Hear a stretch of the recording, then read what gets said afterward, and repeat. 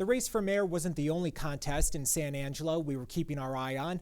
Voters also made their voices heard on two bond issues. San Angelo ISD's bond passed with nearly 55% of the vote. But what does approval mean for the district in the coming days? Ethan Purcell reports. We've kicked the can down the road for too many years. That's done. That can is done. It was time to make something happen, and this bond, $300+ million, is going to do it. I hope that puts San Angelo back on the road to progress. Although Kay Holland has retired from the district, she couldn't be happier about the recent bonds passing, which will make what she says are much-needed updates to the district's buildings. So what's the next step?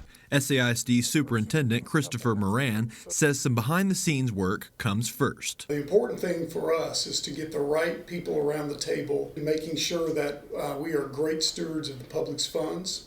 And so that's the next step. The next step is to engage our architects. Meaning drawings, plans, and renderings must be set before any of the heavy lifting begins, well into 2026. Moran says the first visible projects will be fencing and security, as well as deferred maintenance like HVAC repairs around the district. So a lot of that, which won't be real flashy, but it is important. And those will be the first things that you see going on. We're going to tackle those things first because that's the infrastructure. And that's going to help us keep our buildings heated and cooled, dry when it rains, etc. Which brought Holland's 100% support behind the bond. Our newest 3 elementary schools are something like 37 and 21 years old. San Angelo has been a town of status quo for too long.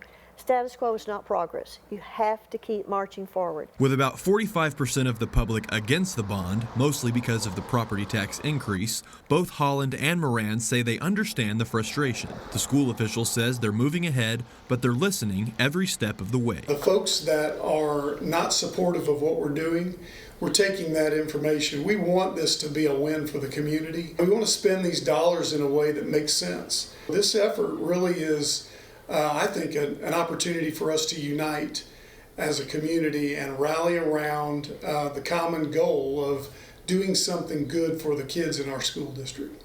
Dr. Moran also tells me while the upgrades to the buildings are important, there's nothing more important than SAISD's academics, and a betterment of learning will be seen thanks to these renovations. At SAISD's administration building, Ethan Purcell, Fox West Texas.